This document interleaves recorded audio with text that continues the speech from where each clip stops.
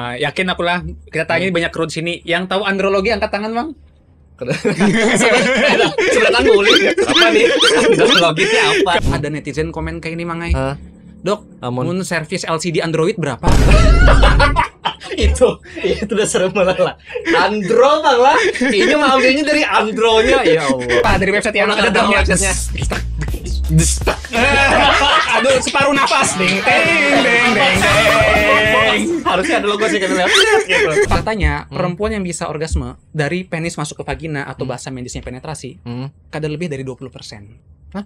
Kadar lebih dari 20%. Apa nih 20% apa maksudnya? Jadi banyak perempuan yang kada bisa orgasme dari penetrasi penis masuk ke vagina. Ya. Oke. Jadi pada perempuan tuh ada zona-zona sensitifnya juga. Ada zona-zonanya. Jadi Di mana nih? Mau mencari tahu. Di mana aja gitu. Kenapa nih? Ya, apa dong? Oh, ya, jadi tapi kan ini masih berhubungan dengan kedokteran, edukasi ada kan? hubungan ya. Belum bagikan nih tips-tips cara tahu air mani yang sehat secara kasat mata. Nah, Mungkin belum tentu akurat sebetulnya, tapi bisa jadi penilaian awal kesan kita. Oke. Bagian ini masalahnya apa? Habis ejakulasi dibuang di tisu. Melapnya pakai tisu. Mau dibuangnya kan bisa di mana aja ya. ya. Tangan penggaris. Oke. Caranya kayak gini ya. Ya, langsung. Buahnya ukur masing-masing di rumah. Siapkan penggaris. Ya. 5 menit. 5 menit. Tim Berapa? berapa? Ayo, poting. Berapa yang disebut ejakulasi dini? 3 menit. Nah, ini yang betul, 1 menit. Wah, 1 menit. 1 menit tuh bawa bayar bergantung waktu. Betul. Dengan menjadi praktisi seksual sudah ahli di bidang seksual. Artinya sudah rutin dia, aku sudah banyak dah body counts-ku banyak. Artinya aku ahli seksual. Tapi ini lain dokter, maksudnya memberikan edukasi soal seksual bisa salah. Itu yang juga terjadi. Loh. Binian ini kan cenderung galau. Perempuan lah cenderung galau. Jadi ada broken home kan trennya sedang lagi jadi pembahasan nih mental health issue. Nah, banyak anak-anak perempuan yang sedang tumbuh atau yang sudah menikah terus cerai segala macam, inya tuh kayak trauma terhadap laki-laki, tidak ingin berhubungan seksual atau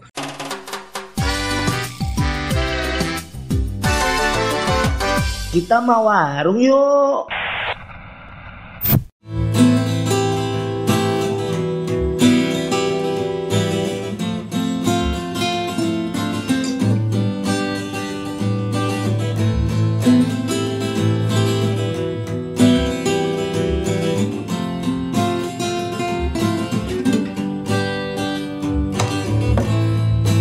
semua yang berlalu telah menjadi kenangan dan seakan ku lupakan karena ku tak sejalan.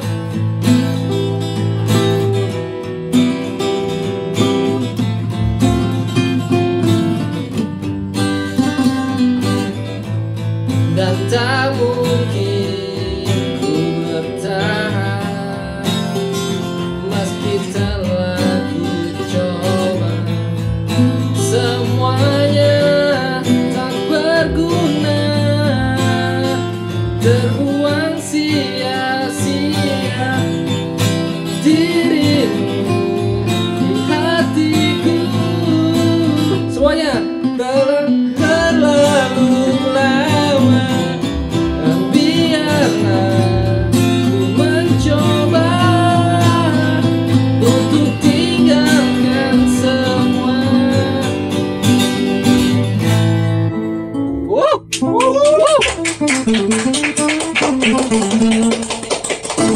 Akhirnya menyanyi juga gara-gara Dr. Jeffrey. Dr. Jeffrey. Alhamdulillah akhirnya kita bertemu lagi teman-teman. Wait, lampunya muter. Di Warung Poros Kalimantan, episode yang sudah banyak.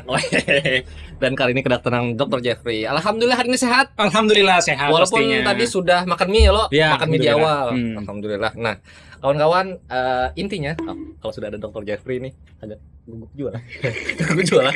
Karena Dr. Jeffrey ini sudah banyak pasti yang follow, yang lihat konten-kontennya soal seputar andrologi dong. Jadi dan ulun lihat di konten Pian di Instagram Pian mengklaim dokter andrologi pertama di Kalimantan Selatan. Ya. Nah, ini kayak kisahnya. Tahun berapa jadi Pian kayak ulun manggap yo. bujuran kah itu? Yang pertama di Kalsel dia ini bujuran kah itu? Masa berdustaan kita. Oh berarti sebelumnya memang belum populer dokter andrologi di Kalimantan Selatan. Yakin aku lah. Kita tanya banyak kru di sini. Yang tahu andrologi angkat tangan, Bang. Sudah tangguling apa nih androloginya apa? Kalau Nandani tahunya pasti karena sudah baca-baca ya dan kita sudah berkawan lawas lah. Lumayan karena ini recall teman-teman. Jadi Dokter Jafri ini kali kedua ke Polres Kalimantan. Sebelumnya kita indoor lah. Nah kali ini ke warung. Nah kenapa? Apakah memang sebelumnya kededak di rumah sakit soal andrologi ini yang apa ya mengimpu dokternya? Mungkin sebelumnya lu kisah dulu karena aku yakin lah penonton warung Polres ini banyak yang belum tahu masalah andrologi ini apa. Iya.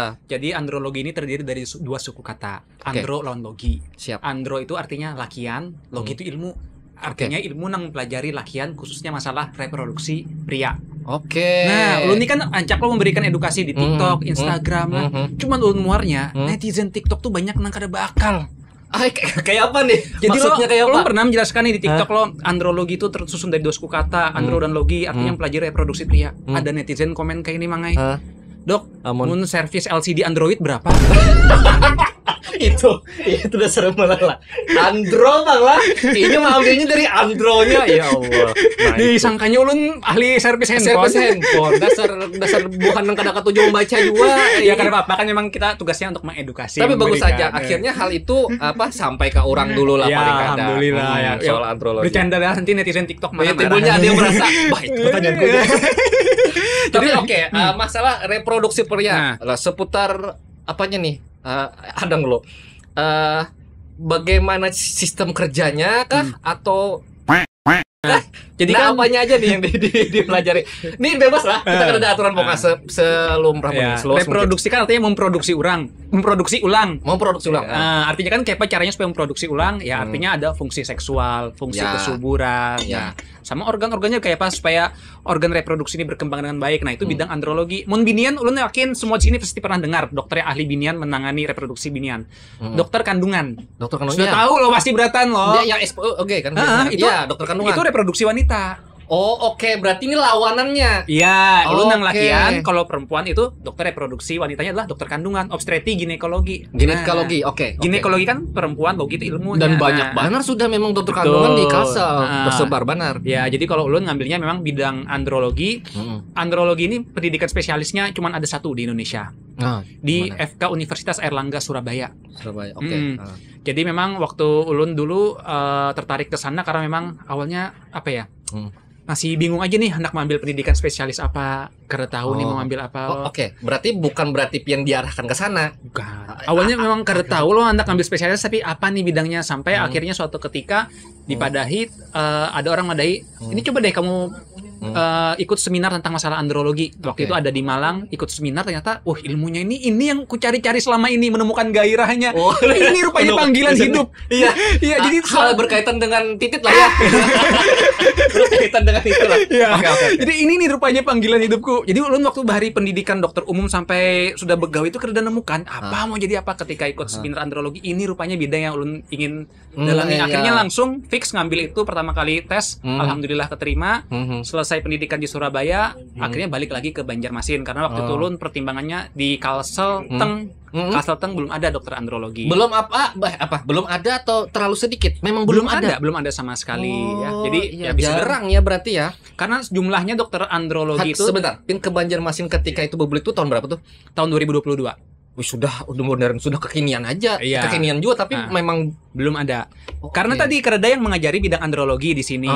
Kereda yang mengajari. Jadi ulun waktu pendidikan dokter umum tuh belum begitu familiar juga dokter andrologi. Bahkan ketika ulun mau ngambil dokter andrologi, banyak kawanan ulun yang bertakun yang sesama dokter andrologi ini apa gerang ilmunya. Karena kami memang kada familiar. Kalau di fakultas luar mereka ada yang sudah mengenalkan dari dokter androloginya, memang ada dokter yang di sana, jadi mereka sudah tahu nih andrologi. Kalau di Kalsel memang belum ada. Ya unpopuler lah jatuhnya, kan tidak terlalu populer lah. Ya jadi akhirnya udah selesai pendidikan, balik ke Banjarmasin, pertimbangannya untuk ya mengembangkan keilmuan ini di sini. Karena kalau kada kita siapa lagi? Bujur, artinya ada orang yang memang mengambil ini nih bukan jarang lah, maksudnya ini nih pasti dibutuhkan nih.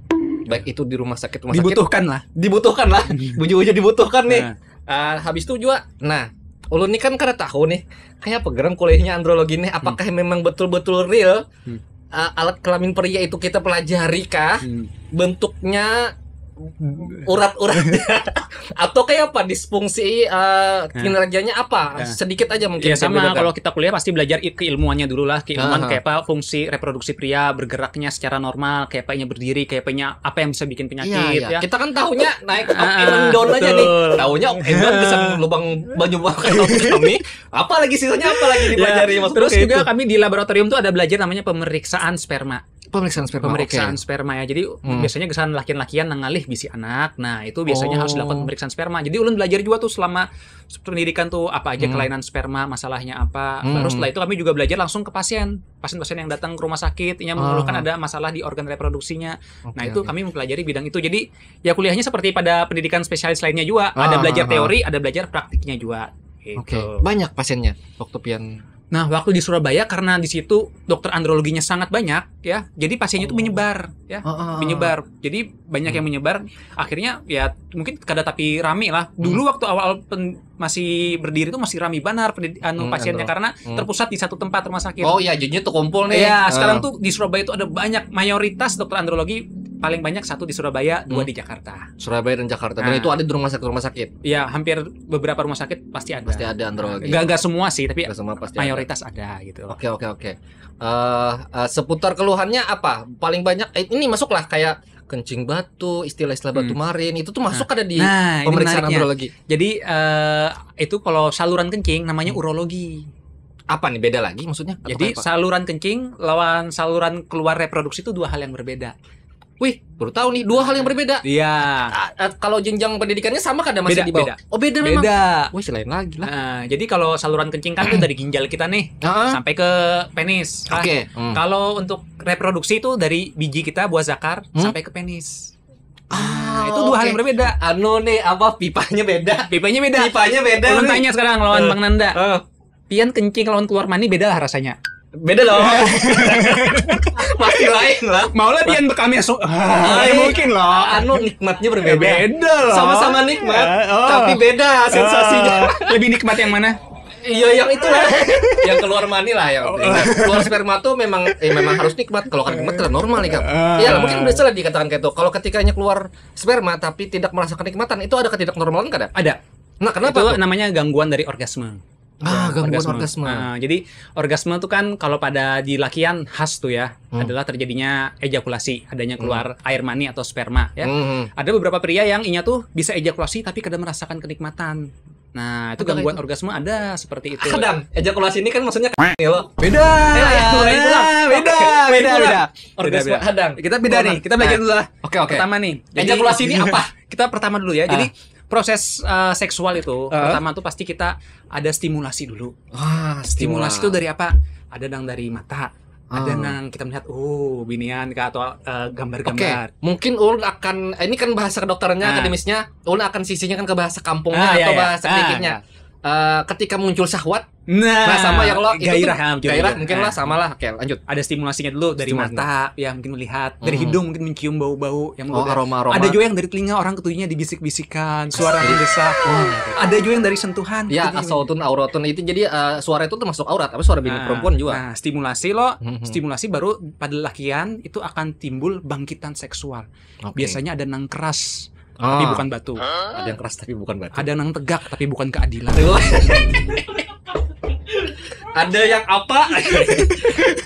Oke, lanjut. Itu namanya ereksi. Mun bahasa Banjarnya bahasa Banjarnya lah. Tahu bener lah. Jadi kaju itu ya ereksi dong. Kita harus itu samakan dulu keras sama bahasanya dulu. Nah, itu bangkitan tuh artinya sudah mulai itu ereksi. Itu sinyalnya pada pria dah. Siap dah. Bahasa Indonesianya apa? Lah kalau itu Jawa, ereksi Indonesia. Iya, ereksi Indonesia itulah. Itu mungkin Jawa kali atau apa ya. Nah, jadi ereksi setelah ereksi ada bangkitan barunya akan tercapai orgasme. Nah, orgasme kalau pada lakian tandanya tuh ejakulasi, bahasa kampungnya tacurat ya. Kayak itu sudah hilang. Nah, menembak-nembak cus. Itu ejakulasi. Oke, kita bedakan ini ereksi. Ejakulasinya ketika keluar itu ejakulasi. Iya. Oke. Berapa kali lakian bisa ejakulasi? Nggak tahu lun. Mau pengalaman bisa kada tahu tuh. Sehari kah? Kadang loh kalau berhubungan mungkin ada jeda sekitar setengah jam bisa keluar lagi, 30 menit bisa keluar lagi.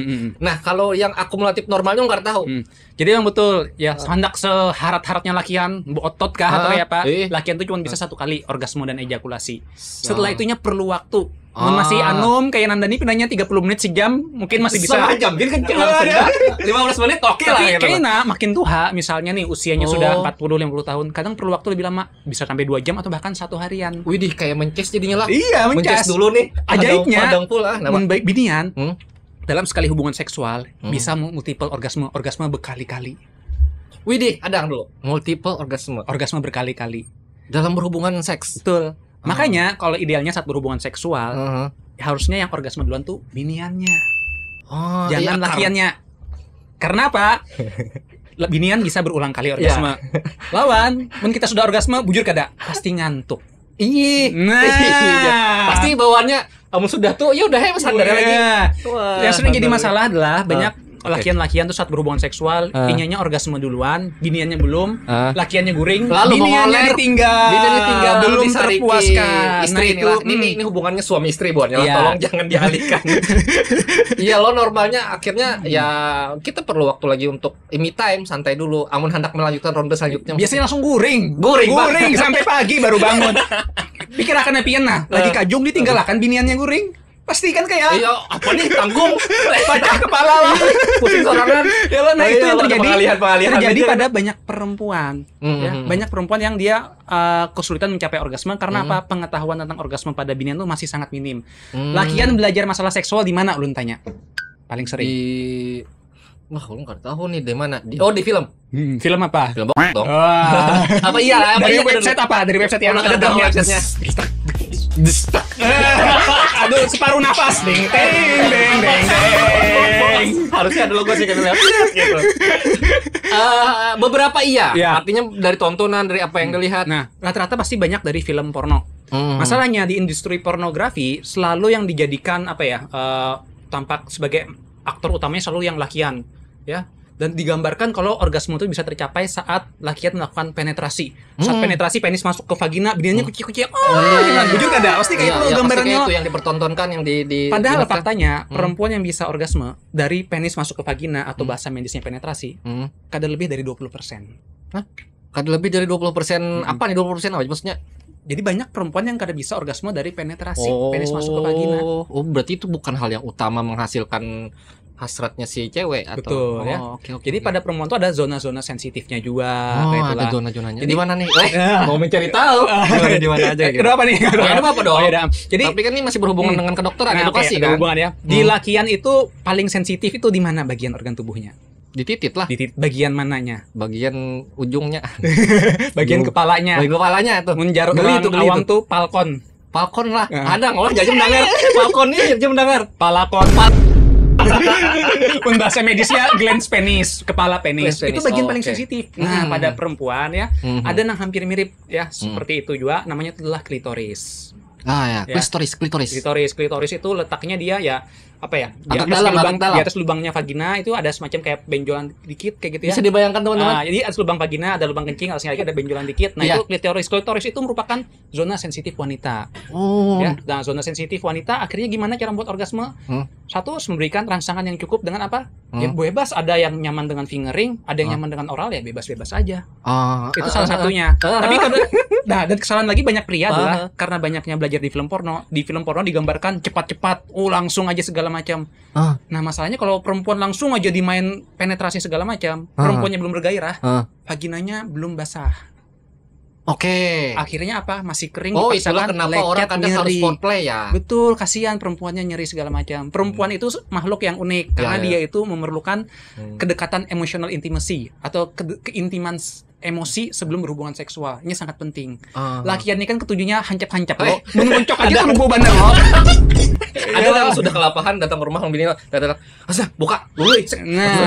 Kadang kala sebetulnya perempuan. Akhirnya perempuan kesakitan berhubungan seksual. Dan itu kejadian ada. Itu sering banget ya. Jadi bahkan ada ya pernah nemuin laki-laki dan perempuan sudah menikah 5 tahun, perempuannya tidak pernah mengalami orgasme. Wah itu masalah juga lah jadinya lah. Ada yang bilang ini, ulun setiap berhubungan seksual cuman merasakan nyeri aja. Kasihan kan 5 tahun berhubungan seksual merasakan nyeri. Dari kasus itu artinya kan ini menyampaikan keluhannya nih terkait hubungan seksualnya. Apakah masalahnya di perempuannya atau cara berhubungan seksualnya ketika diteliti? Ternyata cara berhubungan seksualnya, karena laki-laki banyak belajar dari film porno. Dan itu keliru lah dok. Keliru ya, digambarkannya segala macam ya. Tapi kalau kita tarik lagi, Nanda Bahari SD SMP SMA belajar lah masalah seksual. Tapi dasar kada lo. Seksual tuh ulun mengungkapkan opini pribadi, benar-benar hal yang sangat-sangat tabu. Apalagi era-era kita anak 90-an nih, mungkin kawanan seangkatan 90-an. Kita tuh kada pernah sampai edukasi soal ini penis nih, ini vagina perempuan sih, ini kadarnya sekian, habis itu kita kalau misalnya berhubungan badan akan hamil bla bla bla bla, itu kan pernah ada. Betul. Kayaknya mungkin makin kesini akhirnya akan ada edukasi loh, cuma orang tua dulu menyampaikan itu tuh kayak tabu, kayak ikam ya udah basic insting aja udah. Manusia pada intinya tuh berkembang biak dengan cara berhubung seksual kan gitu. Tapi bahasanya kita kada pernah sampai. Banyak yang bilang kayak ini katanya, kenakan tahu aja, binatang aja kawa berhubungan langsung. Yes. Jangan salah. Itu out banner dah istilah itu. Karena ada nemuin laki-laki dan perempuan datang dan mereka bingung untuk berhubungan seksual. Lubangnya yang mana segala macam ada. Karena apa? Laki-lakinya memang blank masalah anatomi. Ya, karena tahu menahu soal lalu langsung. Bagaimana sih struktur anatomi wanita? Ada yang memang kada tahu. Ya. Nah, kenapa pada wanita saat haid idealnya jangan berhubungan seksual dulu? Iya. Itu ilmu juga tuh. Iya kan. Nah, banyak laki-laki yang kada tahu tentang masalah itu. Ya, akhirnya apa ya? Timbul masalah.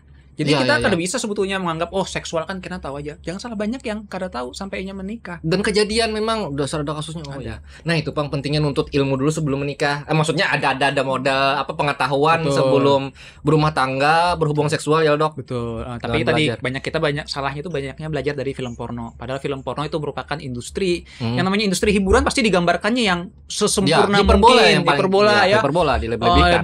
Pasti dicarinya penisnya yang lebih panjang dari biasanya. Tunggu. Kalau bertakun kakinya. Ada penggambaran penis itu yang kantongnya tuh ganal. Ini apa bijinya ini apa? Itu skrotum bahasa skrotum. Testis buah zakar.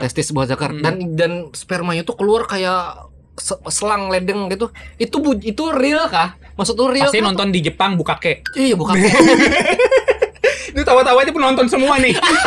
Tahu aku nih. Tapi sebujur maksudnya kayak ini, itu tuh apakah memang dibuat untuk sekadar hiburan kayak tontonan aja atau itu tuh ada dalam kedokteran? Nah, itulah jadilah itu gambaran di film pornografi itu banyak yang keliru ya. Gambarannya bisa keluarnya banyak itu kayak sudah kayak aneh sih sebenarnya. Jangan kan kayak itu di Jepang aja tentakel aja bisa keluar sperma loh.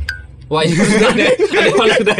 Genrenya itu sudah aneh-aneh ya. Sudah aneh-aneh. Ya, riset kita riset ya. Ya, menambah wawasan sih sebenarnya. Menambah wawasan ya, karena itu sebenarnya real kan ada sih itu kalau industri pornografi sekarang tuh fetishnya udah macam-macam. Ada yang itu merusak banget, Dok lah. Merusak, ada yang sampai bestiality, artinya hubungan dengan hewan ya. Ada juga yang sampai dia yang dengan kekerasan segala macam. Akhirnya dengan kekerasan, itu kan BDSM kan ada di film porno. Pertanyaannya kalau pasangannya kada senang, kita paksa itu. Jadinya apa? KDRT. Kadang BDSM ini singkatan loh. Ya, BDSM ini apa ya? Lu nggak ingat Halo Sobat Poros, kami mengucapkan terima kasih kepada kalian semua yang sudah berdonasi. Ada Berin Hadam yang pesannya moga sukses idola. Terus juga ada Six Men of Arcana. Nanti kita joget lagu Don't Let Me Down dari Della Karisma. Yap, BTW sukses. Thank you. Dan juga ada penonton setia Gas Warung Poros. Dan last ada Bani dengan emoticon api. Terima kasih semua yang sudah donasi. Jangan lupa kalian juga bisa berdonasi di Warung Poros. Terima kasih. Inti bondage, disciple, sadism, masokis, lupa loh. Pokoknya beda intinya yang kekerasan gitu loh, ada yang dengan rantai segala macam. Yang dipakai-pakai ini tuh ada bulu-bulu. Kalau di film populer mungkin kita pernah nonton 50 Shades of Grey. Aku nonton. Nah, itu kan gambaran BDSM ya. Nonton juga. Cukup tahu aja modelnya nih. Nah, banyak orang yang anggap berarti perempuan senang dong. Belum tentu. Kalau perempuan kata senang dengan teknik kasar seperti itu ya jadinya KDRT. Tapi jatuhnya itu fantasi kada sih? Fantasi ya. Maksudnya kita tuh berandai-andai mencari kenikmatan seksual dengan hal-hal di luar di luar yang dari tubuh kayak itu. Betul, tapi tadi sekali lagi harus kesepakatan dengan pasangan. Kalau boleh kita maksakan. Nah, masalahnya film porno tuh banyak banget sekarang udah kategori macam-macam segala macam akhirnya genrenya. Orang-orang ada yang hanya bisa terangsang dengan karena aku melihat di film kayak ini aku sukanya yang kayak ini, terbentuk fantasi baru akhirnya menimbulkan masalah. Itu sering tuh yang seperti itu ya. Bahkan ada yang akhirnya sampai dia kesulitan bergairah dengan pasangannya karena ini sudah nonton pornografi yang sudah terlalu level dewa. Akhirnya dia kesulitan ekspektasi dengan wanitanya. Dia misalnya jadinya dia kayak ketergantungan dengan aku pengen istriku tuh seperti yang di film porno ini yang dia sukanya disakiti tapi istrinya kan suka. Ya, akhirnya timbul masalah. Ya kalau menurut aku ya semua itu ada tahapannya ya. Masturbasi, pornografi segala macam, segala prinsipnya itu adalah segala yang berlebihan itu kada baik. Yes, benar. Segala yang berlebihan, apalagi sampai sudah bikin kecanduan dan membuat diri kita berlebihan apalagi. Betul, itu pasti mengganggu. Pertanyaannya berapa kali normalnya? Sehari normalnya, maksudnya ini jangan jual itu kayak karaoke deh. Masturbasi kita. Ya curhat lah ya. Sehari curhat tuh bisa sama pasangan malah lain lagi. Malah menyimpang lagi. Berapa kali normalnya? Lu tanya dulu. Hah? Belum tanya dulu. Menurut Anda? Lu enggak tahu. Bisa. Bujuran tapi amun sehari itu anggaplah berhubungan pagi ya lo. Ya 3 kali lah. Masih oke kada 3 kali. Sehari 3 kali. Berarti tapi esoknya bisa kada juga. Berarti dalam seminggu 3 kali 7 21 kali lah. Ya. Waduh. Langsung dikaliakan si Din. Jadi ya menariknya ya, kalau ditanya berapa kali sih harus masturbasi atau berhubungan seksual, itu kada ada nilai normalnya. Kada ada nilai normalnya. Pada prinsipnya kalau kita sudah sampai terganggu nih saat kita beraktivitas, kita misalnya kepikiran pornografi terus lagi begawi kepikiran pornografi terus itu udah kada sehat. Lucu. Tapi ada kan yang kejadian kayak lagi begawi malah iya ada. Bahkan ada juga loh yang berarti kecanduan lah. Yang masalah tuh sering tuh pada orang-orang remaja. Jangan salah, di SMP SMA sekarang itu penyebaran pornografi tuh wah gila nih internet sekarang nih, apalagi era ini jadi gugup juga. Dulu kita mencari film porno kayak apa pas SMP SMA? CD bajakan. Power Ranger. Effortnya lo berkode-kode panjang step by stepnya, mutarnya harus cari ruangan yang dulu segala macam lo. Sekarang nyaman banget sudah, internet segala macam disebar WA, udah terbuka segala macam. Jangan salah, anak SMP SMA juga ada yang bahkan sampainya sudah kecanduan pornografi segala macam. Waduh, bahayanya sejak bahkan ya kasus-kasus kayak revenge porn, balas dendam porno dengan pasangan. Apa tuh? Jadi gini misalnya nih, Nanda punya pacar lah, diminta pap tete jar bahasa sekarang. Ya oke, ini populer nih. Istilahnya pap tete ya atau minta dikirimkan foto organ-organ sensualnya gitu ya. Nah, ketika putus, laki-lakinya ngancam, kamu kalau mutusin aku kusebar. Wah, itu banyak kasus kejadian. Dan itu di anak sekolah ada kasus-kasus seperti ini. Waduh, agak miris juga ya kalau itu sudah sampai ke, maksudnya ke orang-orang terdekat kita nih beganangan kita nih. Nah, itu sudah terjadi loh di Kalimantan Selatan, kasus-kasus seperti ini ya. Ada yang juga sampai kecanduan pornografi, akhirnya kada fokus sekolah, mau masturbasi segala macam. Ada. Malahnya masih pelajar lah. Malahan nih, maksud lu ya umur di situ. Karena ya kita masih muda tuh pasti, terutama kita SMP SMA pasti ingat loh, kita masih awal puber, baru mimpi basah, kita punya gairah yang tinggi ya. Ditambah ada misalnya bahan pornografi terlalu banyak, kita jadi sesuatu yang baru. Jadi kayak mencari lagi. Nah itu makanya sebetulnya kalau saran ulun untuk yang mungkin punya anak terutama masih SMP SMA ya ingat anak-anak pertama harus diberikan edukasi yang cukup tentang masalah seksual dan ketika memang dia memiliki energi tinggi disalurkan untuk hal-hal yang positif. Ya dicari kesibukan dok lah. Kalau mikirnya kayak ini yang penting ini menggandeng ke anak seorang bang, ini kan lagi SD menjelang SMP lah. Pokoknya harus berisi terus, entah itu les apa. Jadi jangan sampainya mikir yang lain-lain dan dengan tonton karena lakian lebih banyak waktu sendiri di kamar, kada apa adanya HP lawan internet, apa nang dibuka? Tahu kadang mungkin tapi bujur artinya di majelis taklim pun memadahkan bahwa lakian sendirian bujangan itu makruh. Jadi memang hal yang dibenci. Jangan sampai sorangan dalam suatu tempat kayak itu. Karena ya itu tadi pikirannya akan mencari hal-hal yang ya memang kada patut lah kayak itu. Betul. Makanya tadi ya harus hati-hati lah karena laki-laki normal punya gairah seksual, bukan hal yang tabu, tapi kalau sampai sudah terlalu berlebihan ya itu jadinya kada sehat. Iya. Oke. Tepuk tangan dulu dong. Wah, kayaknya padat banget lah. Hanya di awal-awal tapi sudah ya lu merasa sih agak haus. Kira ada pesan apa? Air putih. Air putih aja, Mat. Aku hendak es tapinya kayak peo. Aku es teh. Ih, haus kamu. Air putih. Wah, ini dokter nih, ini apa? Air putih banget. Sehat ya. Ya, kita harus berusaha hidup sehat. Karena pasti pernah dengar lo, Jar, dokter itu ikuti nasihatnya, jangan pola hidupnya. Iyalah, karena apa? Oh, dokter itu banyak nang kada sehat, makannya Karena berokok. dokter ya kada seberatan dijalankan juga secara pola. Itu terus terang aku ulun tertampar. Wah, betul nih. Aku kada mau jadi dokter seperti itu. Aku ingin jadi dokter yang bisa mencontohkan pola hidup sehat. Jadi mungkin ya hampir 80-90% nasihat yang ulun sampaikan untuk pola hidup sehat itu ulun lakukan sendiri. Oh, oke. Dan pian tidak merokok. Kada merokok. Aku kada merokok juga. Anti alkohol dan Tapi pernah alkohol kada? Kada pernah. Kada pernah lalu-lalu. Keren. Rokok juga kada pernah lalu-lalu. Kada tarik. Lurus-lurus saja kayaknya lah. Ya, alhamdulillah. Alhamdulillah lah, lingkungannya kayaknya sehat deh. Kada pernah dalam satu ruangan ya, teman-teman semua minum alkohol, belum tertarik. Oh ya, memang tidak ada menemukan ya kada hendak kada kawain paksa lo. Pokoknya sudah, jadi emang apa ya? Asal kita punya prinsip yang kuat. Oh iya ya, sebenarnya prinsip itu yang maulah kita tidak mudah terpengaruh. Ya lo pokoknya serong kada aja kada dikawini lagi. Iya kada apa-apa pokoknya orang kada ada. Nah, itu sih. Jadi harus punya prinsip yang kuat, jangan mudah ikut-ikutan. Karena kan banyak yang ikut-ikutan akhirnya ya narkoba segala macam itu kan jadinya penyakit. Kita agak khawatir kalau sudah kesana nih. Oke, kembali ke soal andrologi. Soal bagaimana kita mengetahui seseorang itu normal dalam hal reproduksi? Apakah ada caranya? Bisa dinilai dari luar seseorang ini normal? Oke. Atau harus diperiksa dulu? Nah, kayak itu maksudnya. Normalnya mau dalam rangka apa nih? Kesuburan atau fungsi seksual? Kesuburan. Karena sebenarnya kayak ini banyak kasus lakian lah, paling banyak lakian karena kita bahas soal lakian reproduksi. Ada yang gair kawin, takutan kawin karena inya kada tahu ada kecemasan, busia aku nih entah kada kau impoten kah misalnya atau kawa tapi busia kada kau bisa anak atau banyak hal-hal itu tuh kayak overthinking aja udah. Nah, kayak apa itu menghadapi hal kayak itu maksud lu? Kau dinilai kan untuk tahu kesuburan sebetulnya yang paling akurat itu ya harus periksa di laboratorium. Jadi karena kita tahu dalam air mani itu ada spermanya kah atau kada. Tapi ini ulun bagikan nih tips-tips cara tahu air mani yang sehat secara kasat mata. Nah, mungkin belum tentu akurat sebetulnya, tapi bisa jadi penilaian awal kesan kita. Oke. Yang pertama itu adalah tadi menyangkut pertanyaan sebelumnya, banyaknya air mani. Jadi banyaknya air mani itu kada segalon sejubung kayak itulah. Ada jawaban seemberan lah keluar. Kawagasan mandi bukannya kada itu pornografi saja, ada banyak nonton. Itu hiperbola, itu berlebih-lebihan. Air mani yang normal itu adalah lebih dari 1,5 ml. Analoginya itu seperti lebih dari 1/4 sendok teh. Langsung bayangkan isinya adalah sendok teh. Karena bisa dibayangkan. Karena ada sendok teh di jalan. 1/4 sendok teh. 1/4 sendok teh. 1,4 ml lebih normal. Oke. Itu udah normal. Ya. Ada, jangan salah, ada lakian yang inya kawa orgasme tapi kada ada air mani yang keluar. Nah, hati-hati. Ada yang keluar air mani cuma netes. Orgasme tapi kada ada air mani yang keluar. Ada. Kayak apa tuh? Berarti kada ada colot. Iya, ada. Kayak apa rasanya? Nikmatnya dapat. Oh, tapi kada ada yang seperti itu. Oke, masalah nih satu nih. Langsung ciri ini bahasan nih. Iya, ada nih. Masalah nih.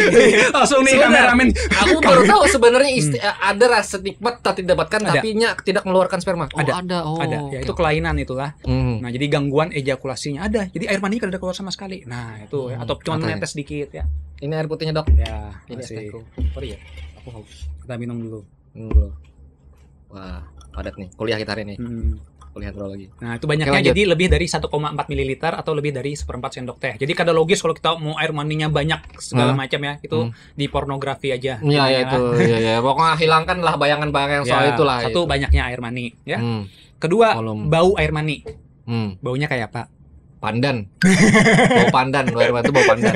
Ya, betul. Jadi baunya itu sangat khas. Menjar teori itu kayak bau bunga akasia. Bau bunga akasia, waduh, tuh. Pernah cium? Kada tahu. Itu kayak metafora sih, lebih ke sastra sih. Tapi analoginya katanya secara sih seperti bunga akasia. Tapi banyak juga orang yang bilang seperti kayak bau cairan pemutih kayak Baiklin. Oh iya, kayak porselen kayak itu ya, kayak apa ya? Ya itulah. Wipol kayak itu. Nah, hati-hati kalau baunya lain itu bisa penanda masalah. Contoh baunya kayak apa? Amis. Pina bau busuk. Nah, itu bisa penanda jangan-jangan ada infeksi di dalam air mani. Nah, tadi banyaknya. Terus juga baunya. Yang ketiga itu adalah warna dari air mani. Normalnya kan putih ya. Nah, ya jadi putih-putih kayak susu kayak putih agak keruh gitu ya. Nah, jangan salah ada orang nang air maninya saat keluar tuh warnanya lain. Contohnya warnanya bisa kemerahan kecoklatan. Nah, itu bisa tercampur darah. Oh, berarti ada luka. Betul, bisa jadi ada luka atau infeksi ya, atau kayak kekuningan, kehijauan. Terlalu kuning. Itu bisa ada penanda infeksi. Oke. Nah, sama satu lagi nih yang sering salah kaprah, yaitu adalah kekentalan air mani. Pertanyaannya Nanda, air mani yang normal kental atau encer? Kental dong. Salah. Salah. Jadi kayak ini ya. Kalau kita bicara ya, ini bahasa medis, mohon maaf. Ini mohon maaf juga. Ukurannya kental encernya seapa dulu nih? Jadi ya, di pemeriksaan sperma ada namanya istilah medisnya viskositas ya. Nah, viskositas itu adalah kekentalan dari air mani. Cara mengukurnya adalah air mani kita pegang diregangkan. Nah, idealnya, normalnya ya, ini dari internasional WHO diregangkan itu kurang dari 2 cm. Kurang dari 2 cm itu apa jaraknya? Lebarnya nih, diregangkan udah lepas 2 cm. Mun sampai kau di kayak ini, wah itu terlalu kental air maninya. Terlalu kental. Itu kelainan kekentalan. Tapi memang air mani saat keluar awal biasanya akan cenderung kental. Ya, bahkan ada gel-gelnya, bujur kada. Bujur. Ya, harus malu-malu. Biasanya bujur. Nah, tapi sebetulnya kalau kita tunggu, gelnya tuh agak bening kawan-kawan. Ditunggu kurang dari 1 jam biasanya akan mencair sempurna. Nah, saat mencair sempurna tersebut kita ukur berapa kekentalannya. Berarti ada perubahan setelah dia keluar ya. Awal keluar tuh kental, lama-kelamannya akan mencair kurang dari 1 jam ya. Kalau pada orang yang kelainan evolusi lah. Berevolusi. Ditunggu 1 jam masih kental, itu kelainan kita curiganya. Nah, itu banyak yang salah kaprah. Oh, air maninya kok hendak kental. Itu merupakan kelainan sebetulnya karena normalnya itu adalah kurang dari 2 cm setelah ditunggu. Cuman lakian ini masalahnya apa? Habis ejakulasi dibuang di tisu. Melapnya pakai tisu. Mau dibuangnya kan bisa di mana aja ya. Melapnya pakai tisu.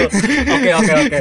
Ya kada seberatan mencari tahu di situ dong. Nah, kalau lab kan lain pulang ada wadah spesial. Betul, idealnya di lab ya. Idealnya di lab. Cuman kan kalau misalnya masih malu-malu segala macam itu penilaian awal. Tentu paling akurat benar ulun nyarankan pemeriksaannya di laboratorium, terutama kalau sudah menikah. Setahun menikah kok belum punya anak, sangat disarankan pemeriksaan sperma. Pemeriksaan sperma segala macam. Nah, kalau ininya, wah kok jadi keinget tadi lah. Oh ya, sebab kenapa? Jadi kan ada 1 2 3 tadi kenapa bisa baunya amis?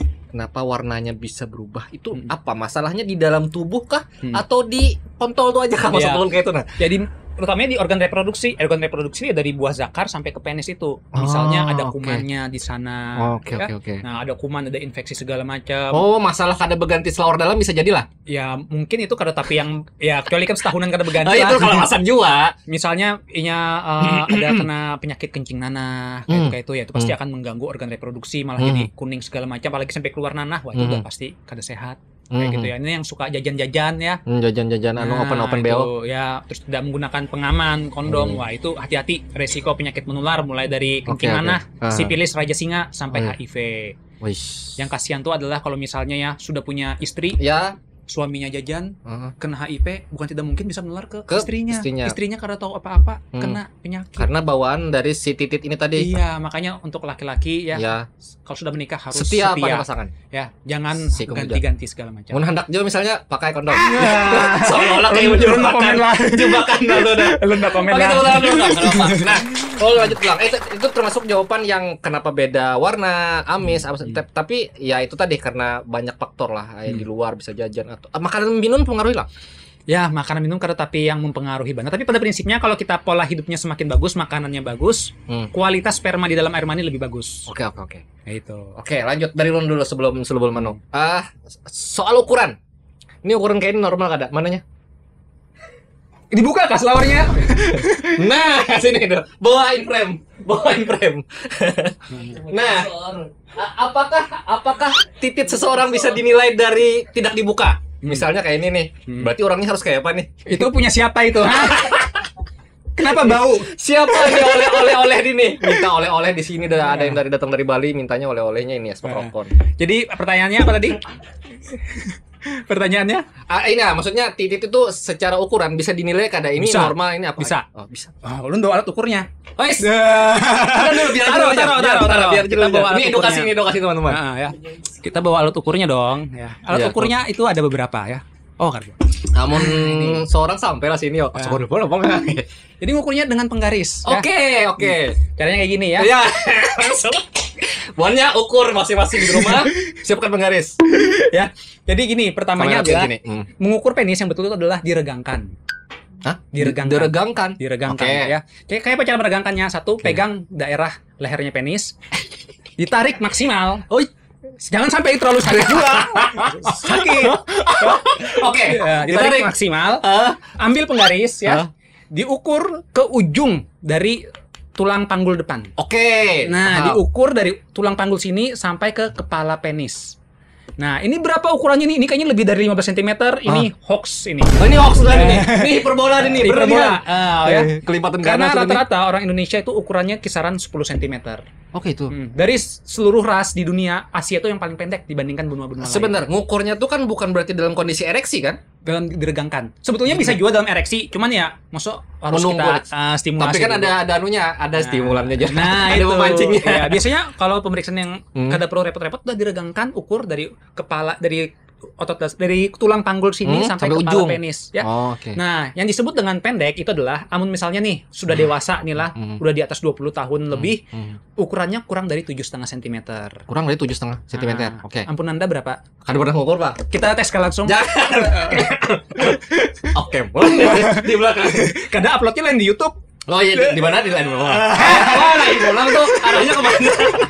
Oke, soal ukuran, apa lagi kira-kira dok yang bisa diukur? Yang bisa diukur adalah diameter lingkar penis. Lingkar penis. Diameter, lingkar penis keliling dari penis. Jatuhnya diameter berarti. Ya, cara mengukurnya gimana? Itu adalah kita dengan menggunakan meteran kain. Meteran kain biasa. Oh iya tahu Ya, meteran kain bisa kuning, penjahit, ya, jahit lah.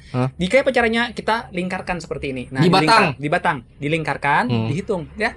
Rata-rata orang Indonesia lingkar penisnya itu adalah kira-kira 9 cm. Oke, 9 cm itu kan kurang lebih ya, bisa 8, bisa 8,5. Ya, biasanya 8 cm lebih sih biasanya ya. Nah, ini kayaknya terlalu ini bisa 10 nih lebih ini ya. Ya, orang Indonesia nggak kayak gini. Banyak orang Indonesia tuh yang minder karena hanya melihat di film pornografi besar. Itu kan udah maksudnya pulang lah. Ini kan normal apanya yang lancar ditemui. Ketika sudah berlebihan bang, kelibatan ganas bahkan sampai ada nang kayak diukurnya di tangan kayak itu ini aja. Kayak apa itu tuh secara medis akademis? Ya. Satu Japai Banar lah. Japai Banar. Jadi tadi yang perlu kita ingat ya, industri pornografi itu banyak populer dari Eropa. Oke. Nah, dari Eropa, dari luar ya, orang-orang ras mungkin dari Afrika, Amerika. Nah, mereka ras di sana tuh lebih panjang memang ukuran penisnya. Rata-rata karena postur tubuh juga, faktor genetik keturunan segala macam ya, mereka lebih panjang daripada orang apalagi Asia. Arab lah. Ya bisa jadi Arab juga salah satunya. Paling panjang biasanya benua Afrika itu paling panjang ya. Nah, orang-orang nonton film porno, aktornya dari luar, mereka minder kok kelihatannya panjang ya.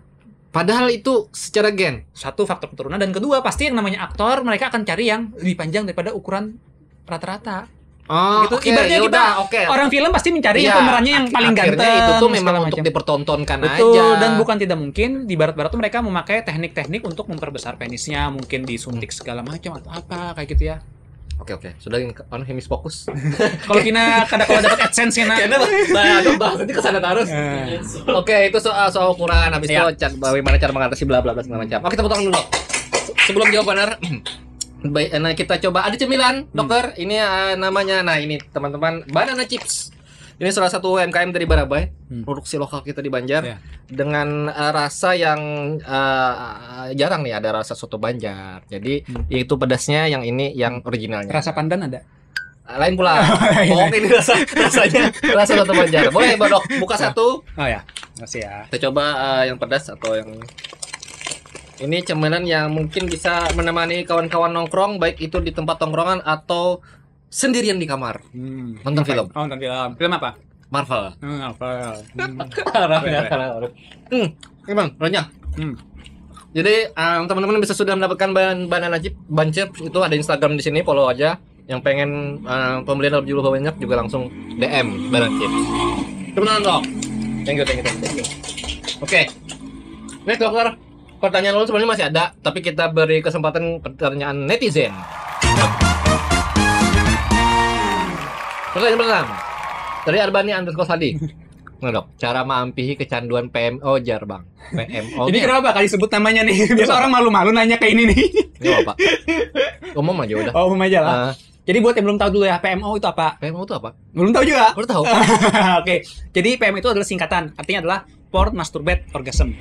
Porn nonton film porno, masturbasi, terus orgasme. Oke. Ya. Nah, sama tadi kalau misalnya sudah kecanduan pasti akan menimbulkan masalah.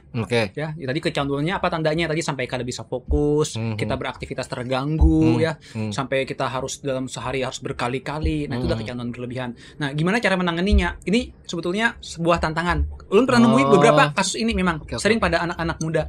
Cara terbaiknya adalah satu, harus punya motivasi yang kuat. Motivasi yang kuat dan tahu kalau dia itu perbuatan yang salah kalau sampai berlebihan. Artinya keinginannya dari si I-nya dulu Betul, nih. satunya dari I-nya sadar ini kurang begitu baik, tapi berlebihan segala macam. Yang kedua harus mengubah habitnya atau kebiasaannya. Jadi apa? Kita sering misalnya masturbasi kalau misalnya lagi sendirian. Ada juga yang menjadikan masturbasi itu sebagai bahan stress release. Kalau misalnya stres jadi masturbasi segala macam. Jadi kayak healing. Nah, jadi macam healingnya. Jadi kayak healing. Jadi harus menyadari apa aja sih kebiasaan-kebiasaan yang membuat kita akhirnya melakukan masturbasi. Nah, itu harus kita substitusi, ganti kebiasaannya segala macam.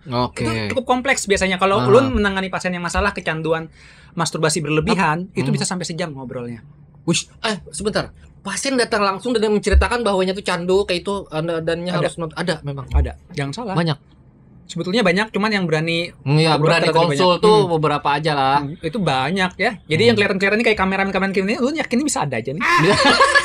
Langsung terbaca, bisa aja nih. Cuma supan.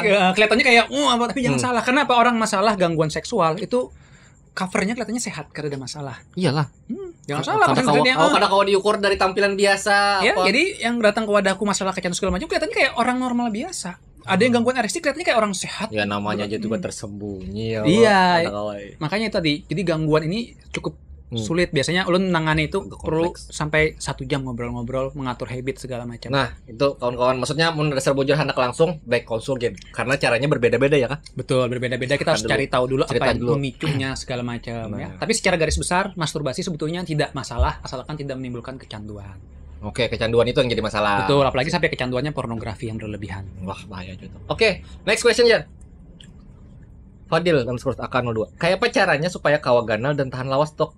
Waduh, ini pemandihin kita nih. Oh, itu tadi. Oh, Bapak kenal juga. Iya. Kawaganal dan tahan lawas, Dok. Kenapa kan selama ini kurang ganal kan? Apa? Kaulah diolah itu tuh. Pertanyaannya kaulah diolah ganal. Nah, itu dulu ya. Jadi satu, kalau sudah kita besarnya normal, panjangnya udah diregangkan 10 cm, udah gak usah khawatir.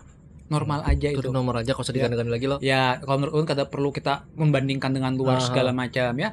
Tapi kalau pada orang-orang yang memang gangguan penisnya kecil, jangan salah, ada juga loh. Pria-pria yang memang penisnya kurang dari 7 cm, memang ada gangguan hormon ya. Itu biasanya ada terapi pemberian hormon untuk memacu panjang penis. Sebentar, terapi pemberian hormon. Kayak apa tuh? Ada obat atau ada obat-obatnya yang suntikan untuk membantu supaya perpanjangan penisnya menjadi lebih optimal. Nah, ini hal-hal ini kada pernah kita temuin dulu nih waktu kita remaja apa SMA, bahwa sebenarnya berobat dan itu ada apa?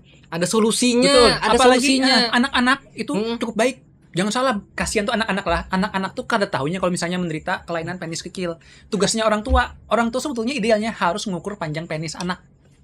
Wih, pas anak umur berapa nih? Semua usia bisa. Oke, jadi panjang penis anak-anak itu akan bertambah seiring bertambahnya sebenarnya ini usia. Ada sedikit ke kontra antara orang tua zaman old, generasi X atau baby boomers dengan milenial dan Gen Z ke belakangan. Jadi kan ada ada batasan komunikasi soal alat kelamin antara orang tua dan anak-anak. Nah, sekarang kan kayaknya edukasi itu mulai terbuka, segala macam mulai tidak terfilter. Kayak apa kita mengatasi komunikasi di rumah dengan anak, dengan orang tua ini, kayak menurut Pian dulu. Kalau menurut ulun, pertama harus membuat lingkungan yang nyaman dengan anak ya. Karena mungkin ada anak yang bahkan kurang nyaman menceritakan terbuka kepada orang tua. Ada yang seperti itu ya. Malu-malu, kadang segala macam pastilah. Ya. Dan juga menganggap didik misalnya seksual itu sesuatu yang hal tabu, akhirnya dia kadang mau terbuka segala macam. Oh ya, bahayanya bisa mencari hal yang kayak itu di lain, di luar rumah yang mencari tahunya. Ya.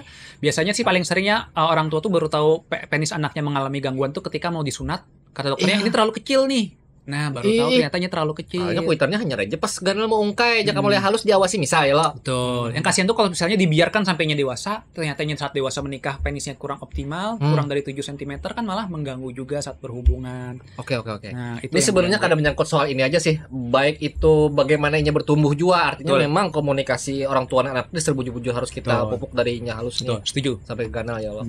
Oke, bagus pertanyaannya. Sampainya ke sana. Iya, pemadihin kita luar biasa. Wah, luar biasa. Next question.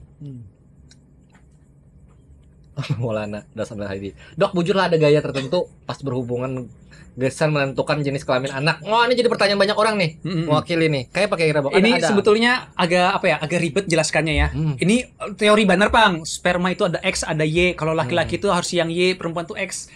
Secara prinsipnya memang ada teori yang menyebutkan ya posisi tertentu ya itu bisa membuat kemungkinan hamil jenis kelamin tertentu ya. Disebutkan ya kalau misalnya nih sperma yang isinya mengandung jenis kelamin laki-laki ya, dia itu lebih lincah. Ya. Kalau yang isinya perempuan, spermanya bergerak lebih lambat, tapi tahan lama. Nah, akhirnya kayak apa? Itu spermanya. Betul. Ya.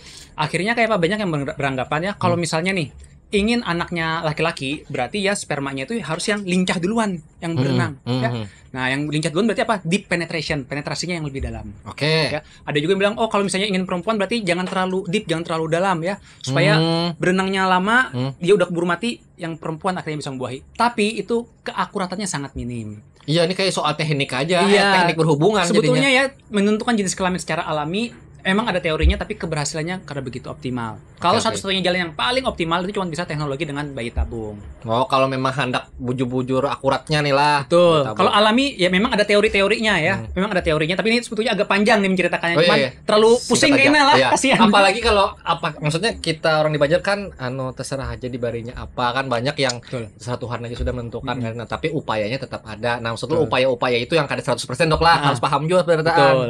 Nanti coba kalau misalnya mau yang lebih detail penjelasannya ya, buka di YouTube Ulun, Jeffrey At. Di situ ada Ulun bikin video tentang cara menentukan jenis kelamin anak yang alami. Meskipun itu tidak 100% akurat. Ya, paling kadang sampai dulu wawasan edukasinya bisa. Termasuk keadaan ini lanjutan juga.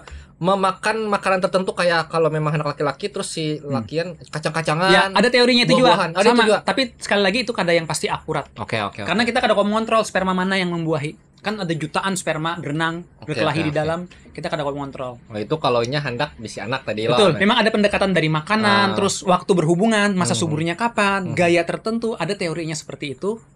Memang ada. Nah, kalau soal tahan lama nih, ini dari ulun dulu lah, tapi lu nggak tahu nih bujur atau kada. Biasanya kalau ulun hendak tahan lama, pengalaman nih lo, pas sudah anak luar tuh ulun tahan kada bergerak dulu, kada penetrasi gitu nah. Nah, menurut Pian, karena ulun hendak melamakan durasi, itu kada apa-apa lah. Ya itu memang salah satu teknik ya. Kalau kada salah namanya apa ya? Edging kah? Kalau kada salah kada ingat ulun ya. Oke. Jadi ada memang teknik-teknik seperti itu ya. Jadi supaya lama saat mau ejakulasi ditunda dulu. Bahkan ada yang diam dulu pokoknya ada. Jadi kayak ditunda dulu di hidup. Ada. Oke, mulai lagi ya. Jadi kayak ada waktu kayak lumayan lama berhubungan. Bahkan ada yang dia dicabut dulu ya, terus kepalanya tuh ditekan sama perempuan. Untuk apa? Untuk membuat supaya sensitivitasnya menurun, baru masuk lagi. Ada yang seperti itu ya. Jadi menahan keluar loh. Betul ya, supaya dia lebih cara lama ditekan. Ada yang teknik seperti itu ya. Itu biasanya sih ya, kalau lu nyarankan pendekatan-pendekatan itu dilakukan kalau memang pada kasus-kasus ejakulasi dini. Pertanyaannya, berapa yang disebut dengan ejakulasi dini? Nah, durasi nih. Berapa, Nanda? Wow, lu kada tahu. Bisa kira-kira aja dah. Kira-kira. 5 menit? 5 menit. Berapa? Penting. Berapa yang disebut ejakulasi dini? 3 menit. 3 juga. Nah, ini yang betul, 1 menit. Wah, 1 menit. 1 menit tuh mau bayar bergantung waktu. Betul. Ini adalah sudah langsung. Itu yang kesalahan banyak orang ya. Jadi ini bukan jar ulun, ini menurut konsensus internasional ya. Jadi asosiasi namanya sudah dunia internasional, artinya bukan dari Indonesia, International Society for Sexual Medicine, organisasi internasional masalah seksual menyebutkan yang disebut ejakulasi dini adalah kalau misalnya pria memasukkan penisnya ke dalam vagina, melakukan penetrasi, keluar ejakulasi kurang dari 1 menit, itu disebut ejakulasi dini. Wih, sudah terukur nih hal itu. Betul ya. Dan rata-rata durasi ejakulasi pria di Eropa itu adalah 4 menit 30 detik. 4 menit 30 detik. Tapi itu masih normal ada? Normal, artinya itu rata-rata. Itu oke lah. Masalahnya banyak orang nonton di film porno bisa 10 menit, 15 menit, 30 menit. Patokannya ke sana tuh sudah lain banget. Nah, itu yang jadi kendala. Makanya kita banyak yang mispersepsi tentang ejakulasi dini ya. Sering pasien bilang, "Dok, ulun kayaknya kena ejakulasi dini." Berapa menit, Pak? 5 menit ya. Oh, itu normal, Pak. Ulun nonton di film porno tuh bisa sampai 10 menit, 15 menit. Akhirnya apa yang masalah? Akhirnya banyak pria yang karena minder, beli produk-produk seperti tisu sihir. Untuk ini ketawa berarti ada yang tahu, ada pemakainya tisu sihir. Tisu sihir itu kan ulun kada tahu tapi itu tuh kada menimbulkan rasa. Karena tisu sihir itu dia sifatnya itu adalah anestesi. Anestesi itu apa ya, kayak pemberi bius lokal gitu. Jadi kulitnya itu dibikin kayak baal itu, kayak kada merasa.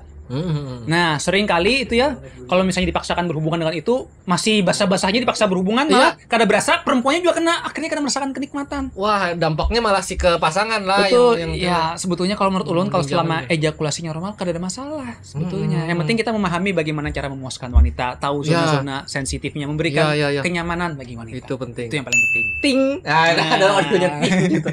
Oke, bagus. Itu pertanyaan gue tadi lah, next. Oke, salokal.com. Insta Baiman. Satu nih berarti ada lanjutannya harusnya nih. Apa target Jeffrey ya? Nah, Dokter Jeffrey ke depannya, apakah ada go nasional? Apa nih maksudnya go nasional nih menurut Pian? Jadi itu memang target ulun ya. Sekarang ulun lagi dulu kalau beberapa tahun yang sebelumnya ulun gaspol di bidang musik. Full tiap hari belajar musik segala macam, bikin musik segala macam. Sekarang ulun full tiap hari belajar tentang bagaimana bikin konten dan bagaimana memberikan edukasi dan bikin video YouTube. Ulun sekarang lagi konsisten 2 hari sekali harus ada video pendek di Instagram. Targetnya apa? Ulun mau membranding diri, ingin menjadi salah satu tokoh seksologi terbaik di Indonesia. Mimpinya. Mudah-mudahan kesampaian teman-teman kita doakan menjadi dokter seksologi terbaik di Indonesia. Mungkin bukan terbaik ya, paling enggak bisa dikenal, paling dikenal. Ya, gitu. ujur. Dan ulun harus mengakui lah, karena kan Dokter Jeffrey juga YouTube-nya jalan terus nih. Centing biru ya lo. Centing biru juga. Habis itu Pian berkonten hampir setiap hari dan ulun anggap Pian salah satu dokter yang memang rutin berkonten. Artinya punya profesi dokter tapi rutin berkonten. Nah, kayak apa Pian membagi hal ini? Apakah Pian kuliah lagi atau mencari tahu lagi atau kayak apa nih? Karena konten Pian jalan terus dan Pian masuk terus ke rumah sakit kayak terus ada office hour. Kayak apa Pian membagi hal itu? Jadi ya kalau masalah konten ya, saya setiap pagi biasanya antara jam 7 sampai 8 atau 8 sampai 9 selalu meluangkan kira-kira 1 jam itu nonton video, bukan video porno tapi ya. Ya, nonton video tentang biasanya macam-macam. Ada masalah video public speaking, ada video teknik membuat konten, ada teknik tentang videografi segala macam. Intinya upgrade skill, soft skill untuk kemampuan bikin konten. Nah, itu yang membantu untuk bagaimana caranya komunikasi yang baik. Karena dulu lu salah ternyata cara bikin konten segala macam. Oh, ternyata begini yang betul. Jadi sekarang lu tiap bulan tuh selalu ada beli kursus-kursus baru. Nah, karena akhirnya dapat banyak ilmu, ulun praktekkan untuk dibikin konten itu, ya. Jadi biasanya setelah bekerja dari rumah sakit, siang ada waktu mulai nulis-nulis, sore praktik, malamnya bikin konten, syuting. Biasanya bikin konten kalau untuk video pendek, cuman dalam seminggu 1 hari aja langsung banyak bikinnya, misalnya 6 atau 7 kayak gitu. Kawannya, Dan enaknya adalah kita mencari inspirasi itu dari sehari-hari aja. Kadang ada kawanan betakut ya. Dari kita nih bertamu nih, pertanyaan-pertanyaan ikam nih karena kok jadi olahkan video pendek. Oh, ini bisa nih, rupanya ini sih yang ada di masyarakat. Akhirnya Pian mikirnya kadang melulu soal pasien yang tapi juga ini bisa diedukasi, ini jadi di konten, didramakan, direkam. Betul, karena kasihan ya kalau kita ulun kan pengguna TikTok juga buka ya. Banyak orang yang berbicara masalah seksual tapi kada punya kemampuan di bidang tersebut, akhirnya memberikan informasi yang keliru. Ya, misinformasi lah ya lo. Banyak yang beranggapan dengan menjadi praktisi seksual sudah ahli di bidang seksual. Artinya sudah rutin deh, aku sudah banyak dah body counts-ku banyak. Artinya aku ahli seksual. Tapi ini lain dokter, maksudnya memberikan edukasi soal seksual bisa salah. Itu yang terjadi. Banyak benar ya. Jadi ujung-ujungnya apa biasanya mereka jualan produk-produk arahnya pasti segala macam, apa-apa dan banyak produk yang ternyata ilegal. Bla bla bla. Kasihan banyak pasien-pasien ke wadahku cerita, "Dok, lu nonton di video ini, lu nukar ini dari ini." Malah jadi pasien Pian. Kasihan kan. Nah, makanya ulun PR-nya itu adalah bikin konten sekarang supaya memberikan edukasi luas ke masyarakat. Makanya ingin supaya terbaik lah kalau bisa di Indonesia dan dikenal maksudnya. Bujur. Nah, penting juga sen profesi yang lain karena dokter kan, habis itu ada dokter spesialis lain misalnya.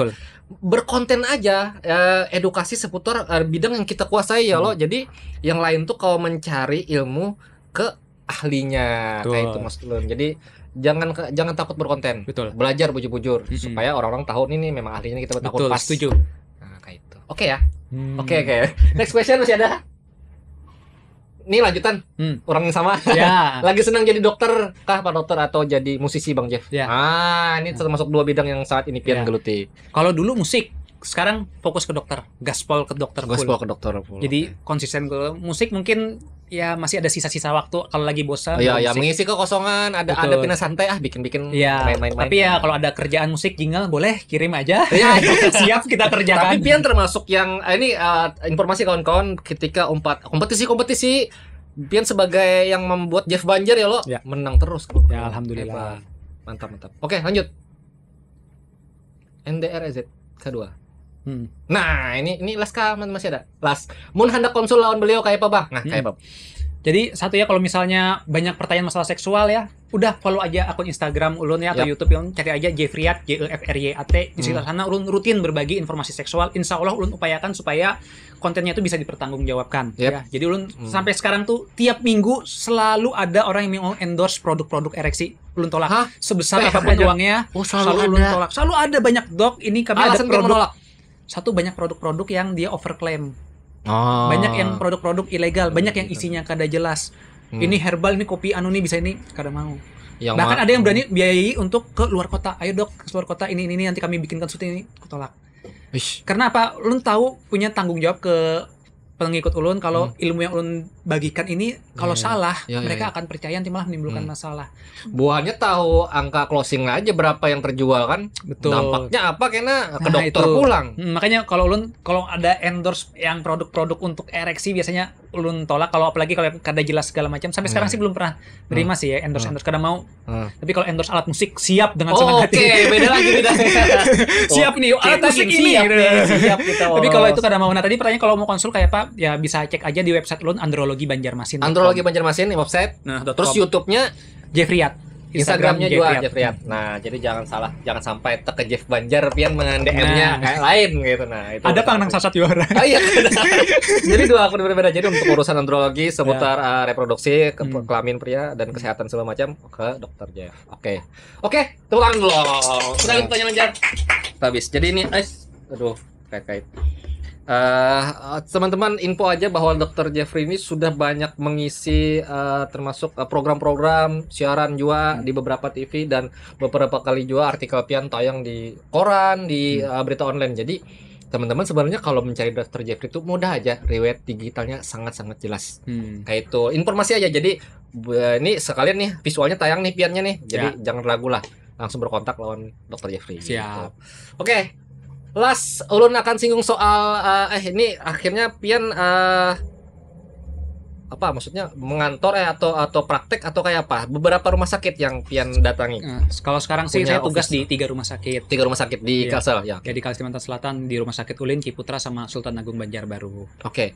Kesana kada harus ada penyakit dulu loh, maksudnya mau konsul aja ini bisa aja. Jangan salah, ada pasien yang datang cuma ingin diukur panjang penisnya. Normal kada ampun ulun. Wah ya, artinya hal-hal seringan itu pun silakan. Dan kada masalah, kada yang kada ulun tawai atau apa. Ya ulun ukur normal Pak, sudah ya, kada diberi obat. Oh iya, kayak itu aja ya. Jadi jangan salah, hal seperti itu ya silakan aja. Banyak mungkin yang anggap nanti dihakimi nih sama dokternya. Ya, ada lah kan sudah ada kode etik. Betul. Ya, jadi udah banyak sih kasus-kasus yang aneh ulun tangani ya, dan ulun mendengar aja dan siap menjadi pendengar yang baik. Oke, ulah tahu seaneh apa kasus yang pernah tangani.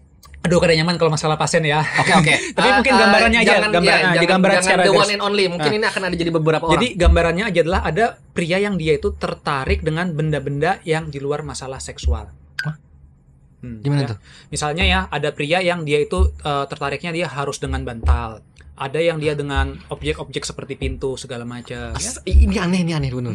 Nah itu ketertarikan seksual. Dia berfantasi dan ereksi ketika ada benda-benda itu atau kayak mengelus-elus jadi benda dia itu? Cuma bisa ejakulasi dengan benda tersebut digesek-gesekan. Wow, ada yang seperti itu ya. Akhirnya apa? Dia kesulitan berhubungan dengan istrinya. Ya. Wah, itu sudah aneh banget tuh. Iya, biasanya. Nah, kenapa bisa seperti itu ya? Biasanya hampir sebagian besar itu disebabkan waktu dia kecil ya, dia mungkin pernah mencoba dengan bantal atau dengan objek-objek tertentu. Oh, dia merasakan kenikmatan. Akhirnya dia ke situ terus selama jadi dopamin mungkin lah. Jadi setiap tahun sampai dia dewasa melakukan dengan itu, akhirnya dia terbiasa dengan benda-benda tersebut. Ada yang seperti itu dengan benda-benda macam-macam benda-bendanya. Oke. Gitu. Ya, makanya kan ada yang kelainan yang berat tuh contohnya dengan mayat kan juga ada itu. Wah, itu biasanya di film-film horor tuh. Iya, nah itu jadi kelainan-kelainan itu jangan salah ada sebetulnya di bukan Indonesia. Sekadar cerita lah, bukan sekadar isu sampai, tapi realnya ada orang konsul masalah itu malah. Betul, makanya yang ketertarikan seksual yang seperti itu tuh itu gangguannya cukup berat sekali, dan itu biasanya pendekatannya perlu waktu juga. Oke, ini last pertanyaan ulun. Last nih, bujurin last aja lah. Bujurin last.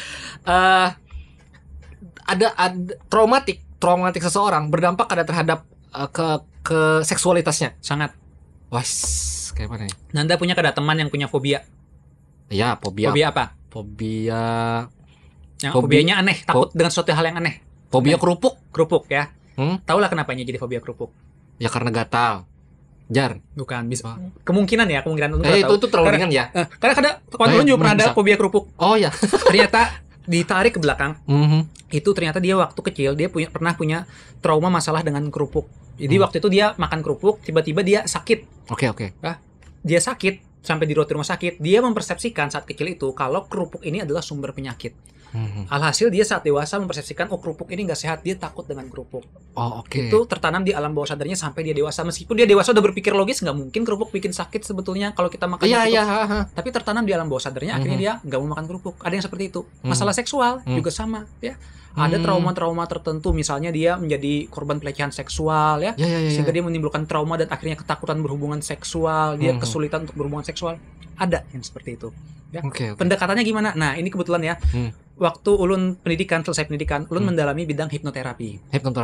Hipnoterapi itu apa? Intinya adalah untuk kita memberikan sugesti-sugesti ke alam bawah sadar. Untuk apa? Kita memberikan informasi dan meluruskan. Jangan salah, kasusnya lumayan sering. Mungkin kada tipe sering ya, mungkin dalam sebulan itu cuma kisaran 2-3 menghipnoterapi orang. Karena kada semuanya perlu dihipnoterapi, ya. Kada semuanya. Mencari observasi dulu latar belakangnya apa. Jadi kalau ada pasien selalu lihat, cari tahu dulu masalahnya apa, pendekatan terbaiknya kayak apa.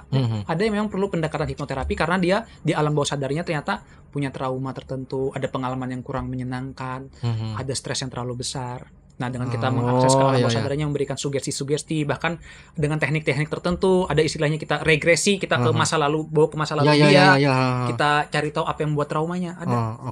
Jadi menarik hipnoterapi itu, bukan kayak yang di TV yang uya-kuya. Hipnotis pang. Bukan. Ya, bukan seperti itu hipnoterapi itu. Ternyata seninya tuh sangat indah sekali. Masih berkaitan. Jadi ini mungkin kasus yang ulun anggap banyak karena kadang ada aja hal-hal kayak itu.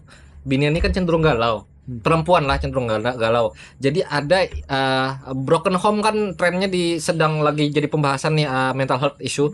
Nah, banyak anak-anak perempuan yang sedang tumbuh atau yang sudah menikah terus cerai segala macam, inya tuh kayak trauma terhadap laki-laki, tidak ingin berhubungan seksual atau menjual dirinya segala macam untuk di BO kayak karena gara-gara faktor rumah tangga itu tadi, mulai broken home, habis itu ada kekerasan dari orang tua ke inya. Nah, habis itu bujurlah berpengaruh seitunya lah dengan kehidupan seksualnya kayak itu. Sampai kayak kadang berhubungan lagi dengan orang kayak itu. Ya, bisa jadi pada laki-laki juga sama ya.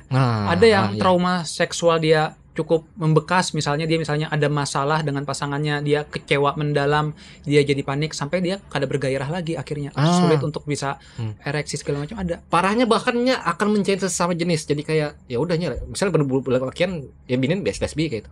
Nah, kalau masalah untuk homoseksual atau ketertarikan sesama jenis itu panjang tuh nanti pembahasannya. Beda lagi ya. Itu cukup panjang ya. Sampai sini dulu. Itu bisa sampai sejam. Karena ini kan habis-habis.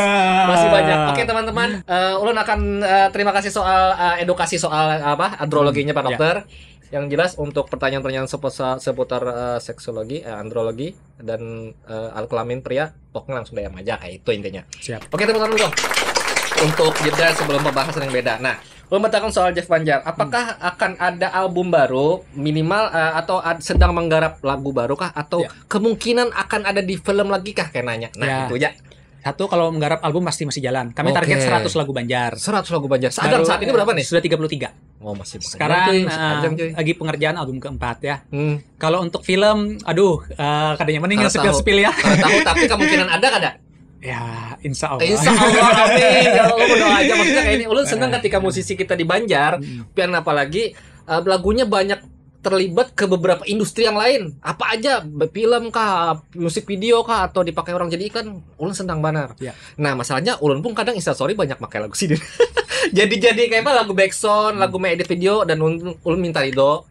Dan pian kayak Pak, masa ulun harus apa lagi? Satu ya, ini perlu luruskan dulu. Luruskan dulu lah. Semua orang mau pakai lagu Jeff Banjar, nah, mau dia untuk acara, mau dia untuk cover, kalian dapat duit dibayar 10 juta, nggak perlu bayar ke kami. Wah, ini terang-terangan. Terang-terangan. Bahkan pernah ada pemerintahan nelpon ulun. Kami mau pakai lagunya nih untuk sebuah acara di kota nih. Ini perayaan ulang tahun misalnya. Kayak apa prosesnya? Sudah pakai aja, kada perlu izin. Bahkan ada hotel ngontak ulun, kami mau pakai lagunya untuk video, pakai aja, kada perlu izin, kada perlu surat, silahkan, gratis. Kenapa pian mau? Maksud lu pertanyaannya. Kenapa pian harus kayak itu? Value kami sebagai musisi, ulun sepakat kawan-kawan ulun itu adalah memberikan manfaat. Kalau lagu Banjar kami bisa bermanfaat untuk orang banyak, kenapa enggak? Kenapa harus dipersulit? Pakai lagu kami harus bayar ya, ada royaltinya ya, harus ada izin ya, dipersulit. Silahkan pakai sebebas mungkin, kada masalah. Kalau itu bisa membuat kalian senang, kalian dapat rezeki, itu artinya rezeki kalian kami juga ikut senang. Alhamdulillah. Oke. Tepuk tangan dulu dong. Karena kalau kayak ya kada semua berpikiran dengan niat baik pian ya loh. Kada masalah. Ada orang yang mungkin dia harus izin segala macam. Silahkan. Tapi kalau masing-masing punya cara. Oke, mudah-mudahan semua musisi di Banjar juga yang punya lagunya semakin banyak yang berproduksi karena kita senang banget nih dan terlibat dengan berbagai macam industri termasuk ya ulun menjadikannya backsound mengedit video kada apa-apa aja silahkan senang aja gitu kan. Iya. Dan kawan-kawan jangan lupa follow semua akun sosial media di Port Kalimantan, Dr. Jafri juga. Dan kita ketemu di episode selanjutnya. Gitu aja. Sampai di sini saya pamit. Assalamualaikum warahmatullahi wabarakatuh.